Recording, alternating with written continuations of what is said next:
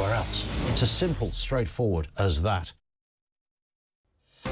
I'm Piers Morgan. Uncensored tonight. Eco Yobs calls more mayhem at the tennis this time on the day the Prime Minister hosts a summit on stopping them wrecking our summer of sport.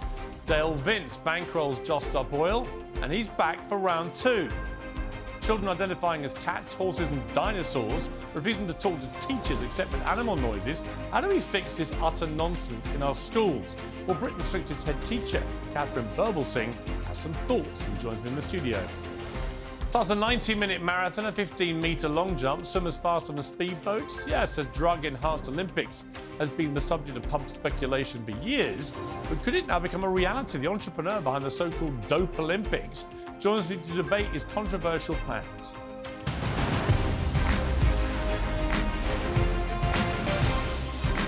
From the News Building in London, this is Piers Morgan Uncensored. Well, good evening from London. Welcome to Piers Morgan Uncensored. Now, before I begin tonight's show, I want to issue a trigger warning. The following production contains adults with opinions, some of which you may dislike, as well as discussions of world events, some of which are bad. You've been warned. And if you think that disclaimer was unnecessary, we'll take it up with the makers of a new production of The Sound of Music, that heartwarming, romantic musical set against a bucolic alpine backdrop. Chichester Festival Theatre saw fit to warn ticket buyers to brace themselves for references to Nazi Germany and war. Quotes, themes they may find distressing. Really? Anybody in the world ever found The Sound of Music distressing? It's the very latest in a very long line of books, movies, artwork, stage shows, history lessons and university courses to be slapped with a trigger warning. They're supposed to alert people of sensitive disposition to harmful content, which may trigger their hidden traumas. There is actually zero evidence that they actually do that. But at this point, they are very triggering to me. Yes, the triggers are triggering to me. The trigger warnings are triggering to me. All of it is triggering to me. And here's why. The University of York added a trigger warning to its archaeology course because students may occasionally see human remains or bones. I'm triggered by that.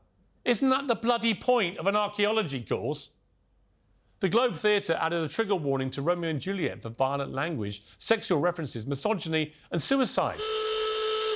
Oh yes, it was written 400 years ago. And by the way, you just ruined the ending.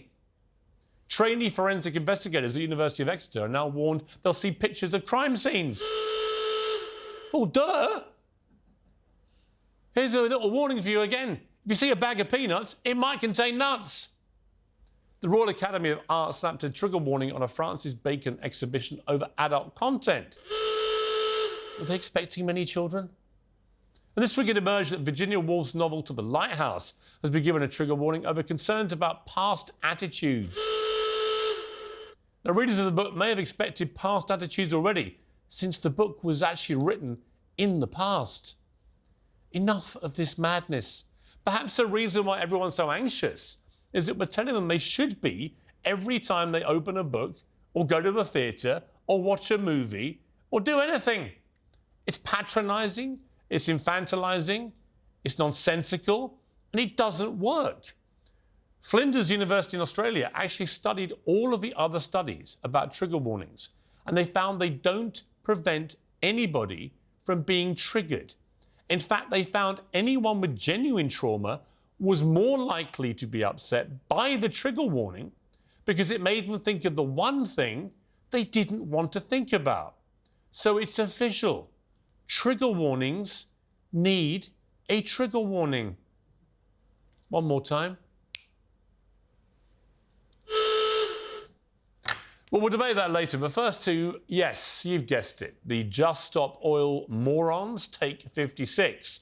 Prime Minister Rishi Sunak held a summit with event organisers and national sporting bodies today to discuss how to stop these cretins from wrecking our summer of sport.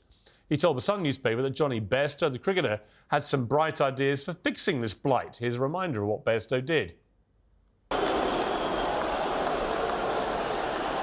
Johnny Bairstow just waving to the dressing room. Maybe it's his gear.